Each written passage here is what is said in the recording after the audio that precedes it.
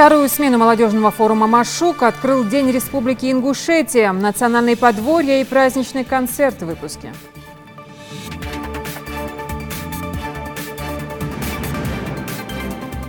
Разберитесь по маршруту, как эта колонна двигалась. Вместе с Ладыгиным проведите самое тщательное служебное расследование в течение 10 дней.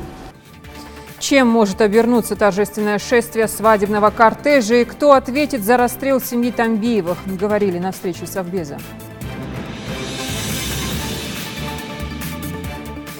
Они будут сейчас опять учить наших докторов новым методикам оперативных вмешательств, к разным доступам. Они научат приемам выздоровления. Врачи из Казани вновь прибыли для консультаций и проведения ряда операций ингушским деткам. Жители очень надеются, что до начала осенних дождей дорогу все-таки отремонтируют. И дороги подшаманят, и воду выкачают. Главное, проблему вовремя обозначить. Спецпроект НТРК под наблюдением.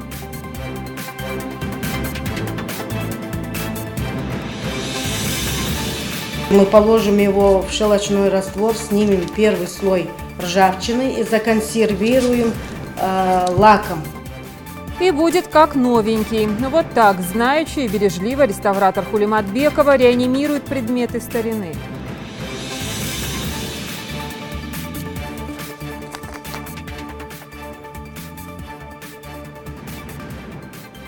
Добрый вечер. Это новости 24. На одном из самых массовых студенческих форумов «Машук» сегодня отметили День Республики Ингушетия. Дан старт уже второй смене. По традиции не упустил случай отметить День Ингушетии на Машуке и глава республики вместе с председателем регионального парламента и именитыми ингушскими спортсменами. А после экскурсии Юнусбек Евкуров пообщался с участниками форума в ходе пресс-конференции.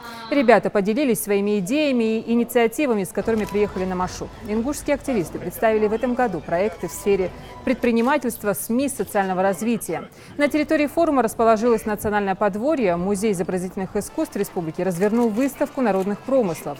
Участникам и гостям представили старинные предметы быта и культуры, национальные наряды, аксессуары, сувениры из глины и камня, а также старинное оружие. Ну а вечером для участников форума организовали праздничный концерт с участием звезд ингушской эстрады.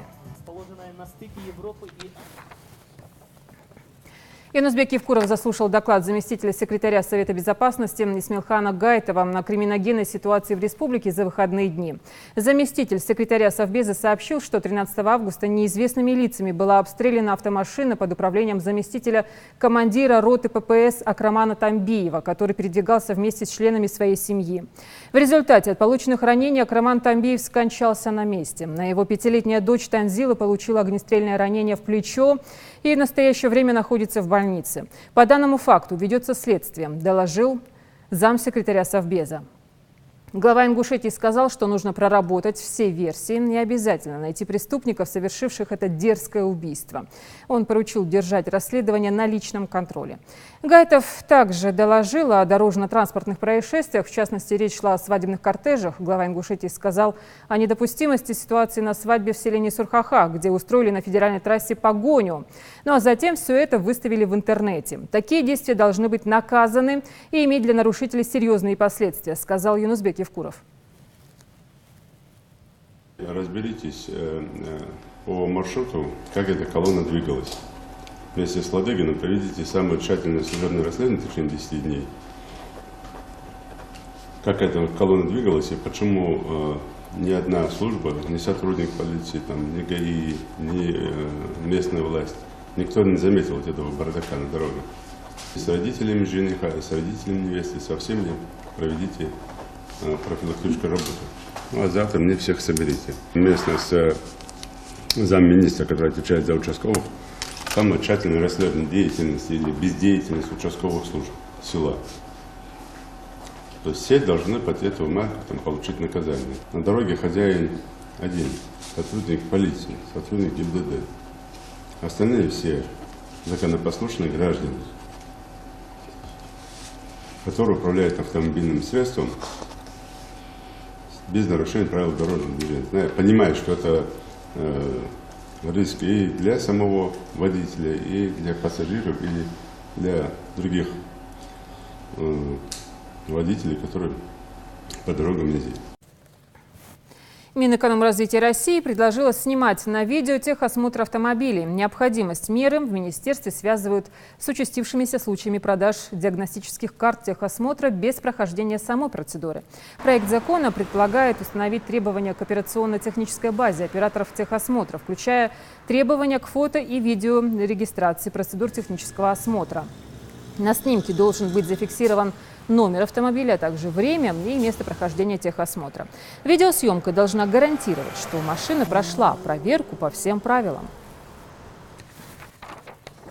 Уже около сотни детей с патологическими отклонениями осмотрели врачи из Татарстана. Специалисты ведут прием в Ингушетии в детской республиканской клинической больнице. Под руководством казанских врачей прооперировали уже 3 ребенка. Медики пробудут в регионе неделю. Залина Магушкова расскажет подробнее. Третий раз врачи из Татарстана приезжают в Ингушетию. Детский хирург, уролог, андролог Наиль Акрамов и Андрей Подшивалин, заведующий отделением хирургии для детей раннего возраста, начали принимать пациентов еще вчера в стенах республиканской детской поликлиники. Консультативный прием велся вместе с ингушскими врачами, ведь кроме лечения тяжелых случаев патологии детской урологии, врачи проводят и образовательные мастер-классы для наших специалистов. Те методики, которые они внедрили у нас в прошлые приезды, они у нас сейчас очень активно практикуются. По этим методикам наши доктора оперируют.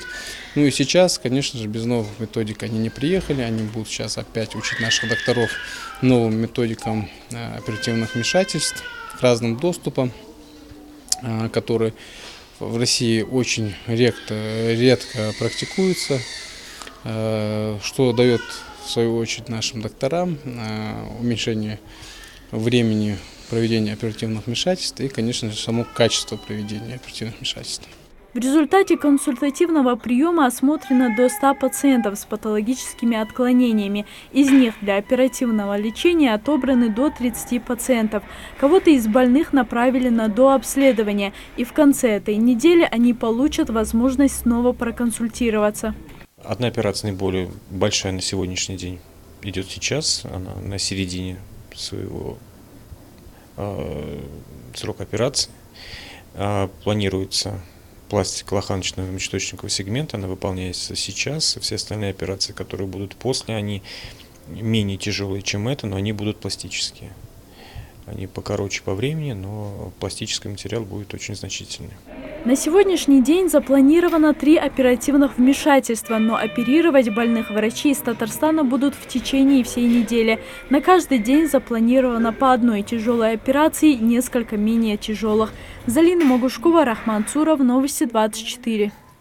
Глава Ингушетии посетил одно из передовых крестьянско-фермерских хозяйств Хашагульков. По информации Минсельхоза, всего в ведении земледельца-рекордсмена по сбору урожая картофеля из селения Яндыре Намирхана Хашагульгова 900 гектаров земли. Из них убрано более 30. Погода, правильный уход и соблюдение всех агротехнических норм позволили фермеру увеличить урожайность в 1,5 раза. Ежедневная оплата труда работников 700 рублей. По желанию тружеников расчет производится и убранной продукции. К сезонным работам в хозяйстве привлекают порядка 400 человек из числа местных жителей и близлежащих населенных пунктов. Картошка реализуется по цене ниже рыночной на торговой точке вдоль федеральной трассы. Говорили о перспективах развития КФХ, технической оснащенности, создании цехов по переработке сельхозпродукции за счет прибыли и помощи аграрного ведомства, применение инновационных технологий, современных научных разработок с привлечением ингушского НИИ. Также глава посетила сельхозкооператив «Далаковская». Площадь хозяйства составляет 3500 гектаров, и на большей ее части высажены саженцы, березы, липы различных сортов ели. Мурат Далгиев также успешно занимается овцеводством, заготовкой кормов и увлекается старинными предметами быта ингушей. Глава отметил, что Далгиеву надо помочь расширяться и развивать эти проекты дальше. Мусор, разбитые дороги, перебои с водоснабжением. Этими проблемами жители региона делятся с журналистами НТРК «Ингушетия». Присылают нам короткое видео и просят разобраться в ситуации. Наш корреспондент Марина Муталиева выехала в очередной рейд по республике. Начинаем с селения Троицкое.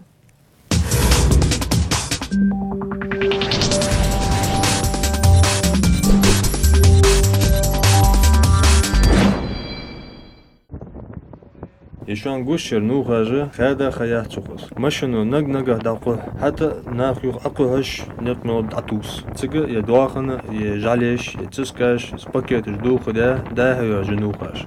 И действительно, вдоль всей улицы Шоссейной, а по обеим сторонам внутренней трассы выставлены пакеты с бытовым мусором и строительными материалами. Животные, как правило, не проходят мимо таких свалок. Содержимое пакетов, как мы видим, вывалено наружу. Ежедневно, проезжая эту улицу, смотреть по сторонам становится крайне неприятно, признается автор видео. Особенно некрасиво перед гостями республики, говорит он. Местные жители просят немедленно принять меры, поставить баки, усилить работу управления ЖКХ, все возможное, только бы больше никогда не видеть этой неприглядной картины.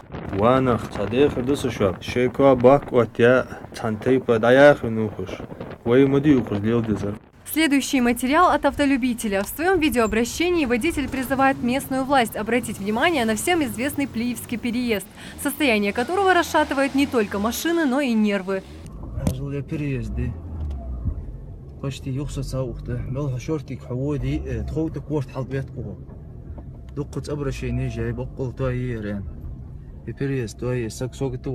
Это не замедленная съемка, а реальная скорость передвижения машин на месте железнодорожного переезда в Плиево. Время здесь замедляется настолько, что водители успевают высказать все негодование по поводу переезда, пока колеса не пересекут рельсы.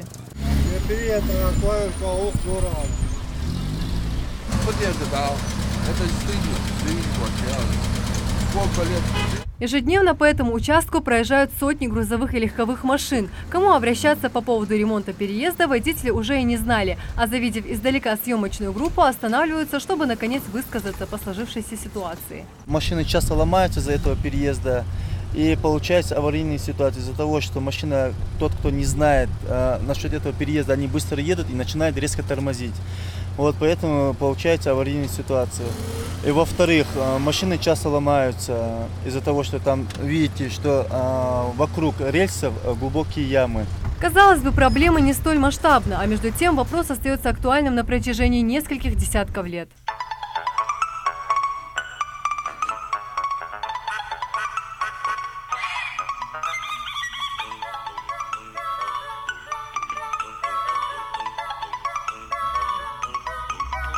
И напоследок снова возвращаемся к предыдущим выпускам нашей рубрики. Чуть более 2 месяцев назад житель сельского поселения Экажево прислал видеообращение по поводу разбитой дороги по улице Талдиева. Огромные лужи после дождя доставляли массу неудобств местным жителям.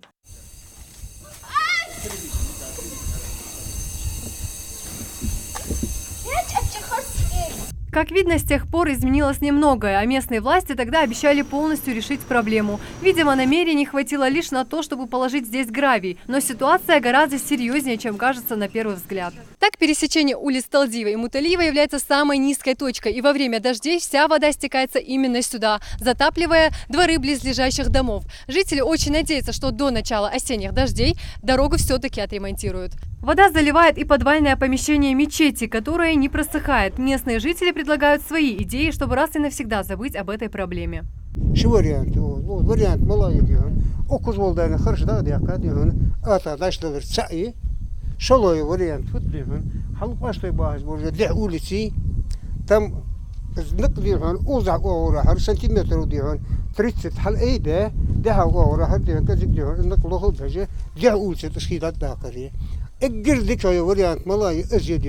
А между тем власть в Экажево снова сменяется. Новый глава Магомед Башир Кациев уже в курсе этой ситуации и обещает проконтролировать решение проблемы. Там нужны нормальные вложения, чтобы полностью устранить вот эти недостатки.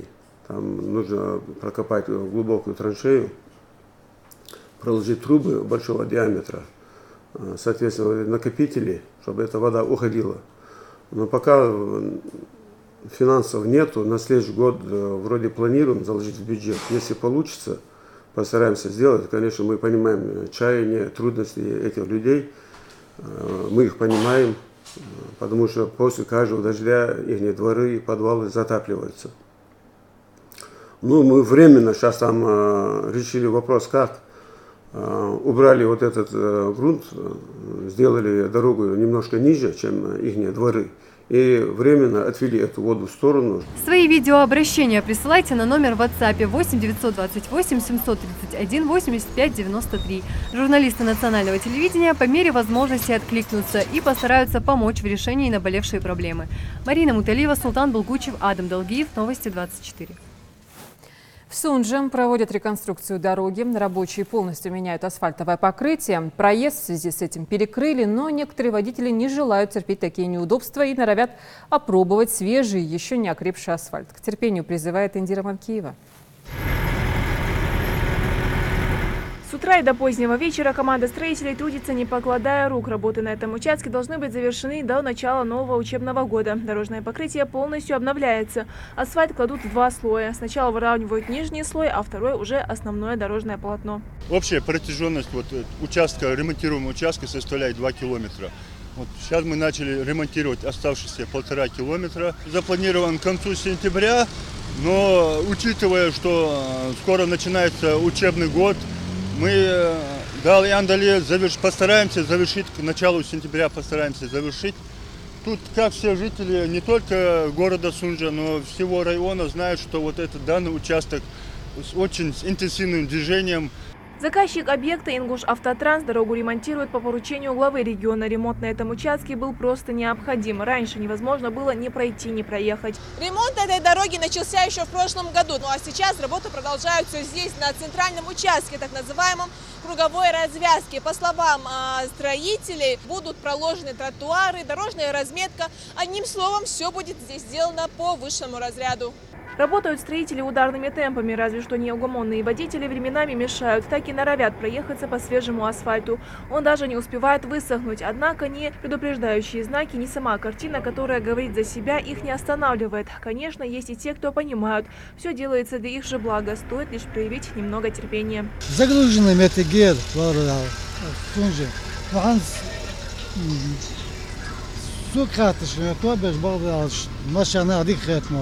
حلقهم بعض الشو خالدروز داق разбитый вот ханс это хозадык делаешь палатер. Неудобства в основном из-за перекрытой дороги. Объехать, конечно, можно, но это для многих лишние хлопоты. Строители просят водителей набраться терпения, ведь жители сами давно ждали такого ремонта. Качество и скорость работ в конечном итоге зависят не только от строителей, но и самих автолюбителей. Прежде чем опробовать новое покрытие, ему надо хотя бы высохнуть. Индира Манкиева, Рамзан Миржоев, Новости 24.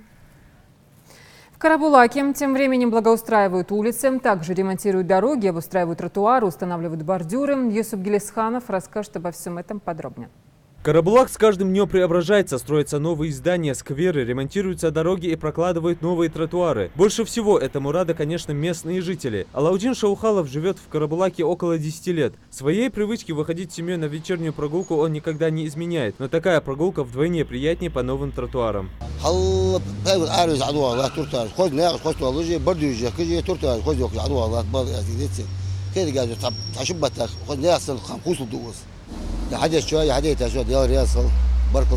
вот для Дугурхан Албаковой утро всегда начинается с вопроса, пасмурно или нет. До недавнего времени до работы приходилось добираться по грязи. Уже 94-м поликлиник был в городе Яхажисо. Но в этом году Хансан Преображение вообще даже как на тротуар, новый, даже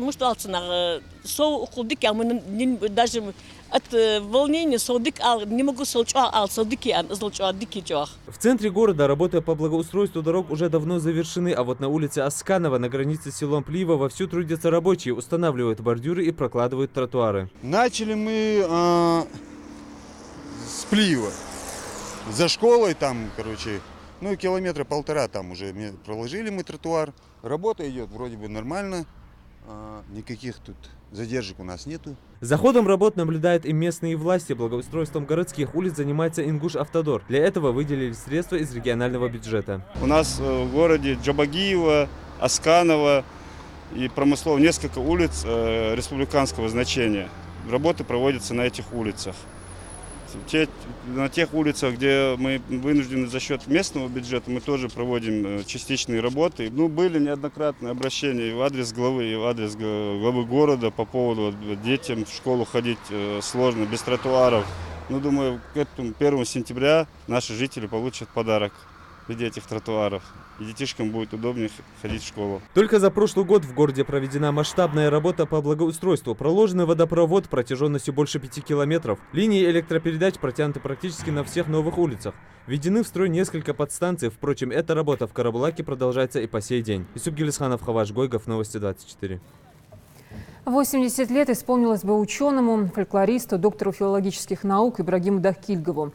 Его помнят в научной среде как человека образованного, компетентного и принципиального в вопросах науки. На протяжении большей части своей жизни Ибрагим Дахкильгов собирал фольклор народа, исследовал его корни, издал ряд монографий и программ учебных пособий. Он же стал инициатором создания 10-томного издания антологии ингушского фольклора, многотомного труда «Современная ингушская литература», исследование «Современный ингушский язык», выпустил ценную монографию «Ингушский нарский эпос». Именно при Дахкильгове усилиями ученых была издана книга «История Ингушетии». Большую часть произведений он писал на родном ингушском языке. Научного деятеля нет рядом с нами уже 3 года, но его имя навеки в истории ингушской науки и народа. У каждого он остался в памяти своим другом, ученым, родным. Есть труды, по которым будут учиться многие поколения.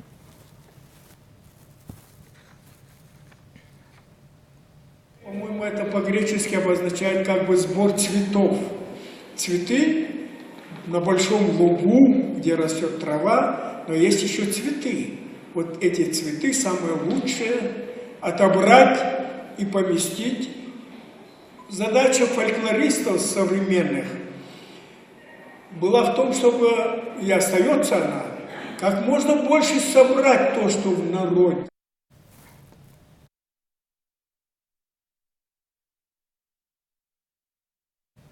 В Малгобеке завершено строительство школы на 700 мест. Здесь будут обучаться в основном дети переселенцев из оползневой зоны.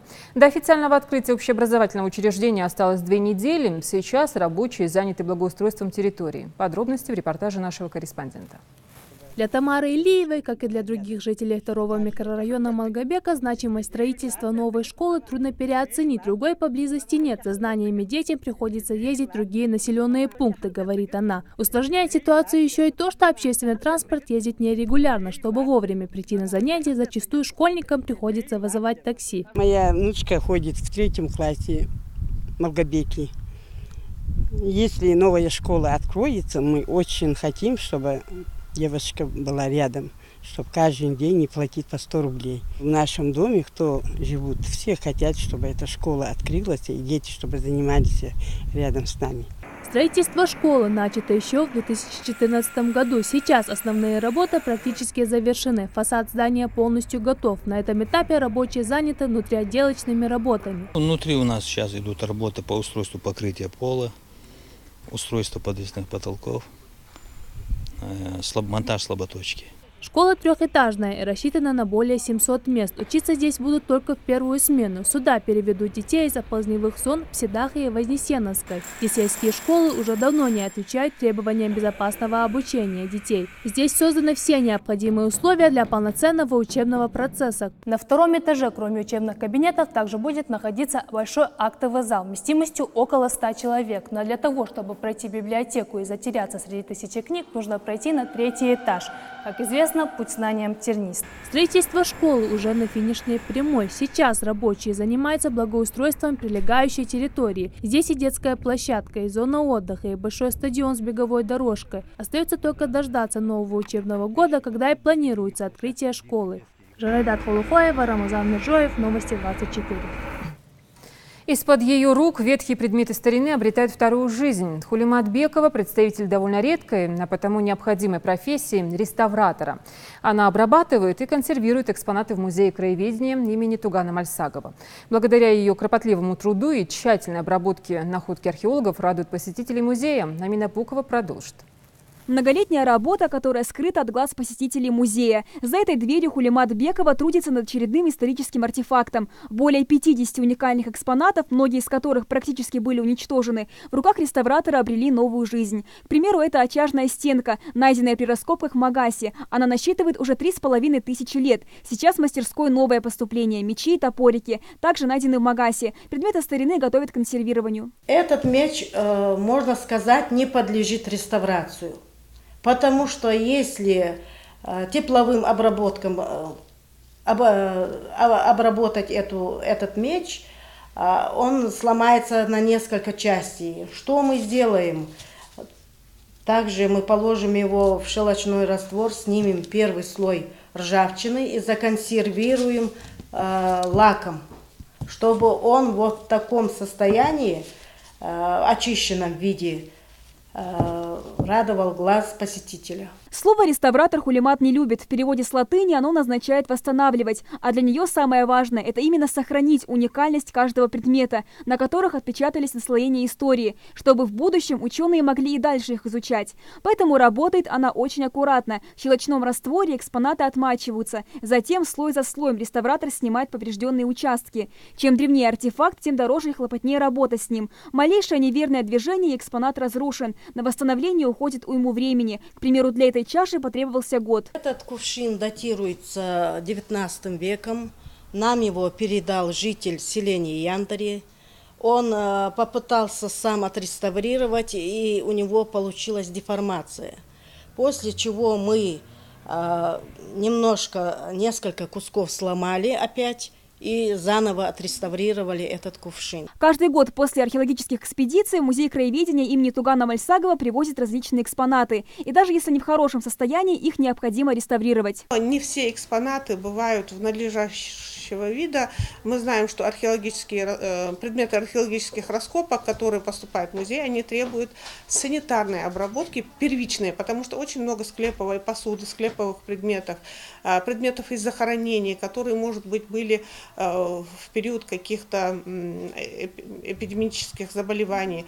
То есть перед тем, как вести описание этих предметов, Хулимат их дезинфицирует, делает специальную обработку для того, чтобы работники музея уже в дальнейшем могли спокойно взять в руки тот или иной предмет, не опасаясь за свое здоровье. Каждый предмет уникален, индивидуален и его подход к реставрации, считает Хулимат. Ее главные инструменты не только кисточки и краски, а обычные предметы быта, ножи, вилки и не только. В этой маленькой каморке настолько тесно, что работать приходится и на полу. Но на условия реставратор не жалуется, ведь сама выбрала профессию по душе. Сохранять историю она считает своим призванием. Каждый экспонат, пройденный через ее руки, Хулимат помнит даже спустя годы. Даже эта прялка средневековая, она попала в отсутствие 4-5 элементов, попала мне в руки, и мне пришлось вручную дополнить эти элементы и отреставрировать эту прялку. К реставратору нередко обращаются и с частными заказами, но работает Хулимат только в музее.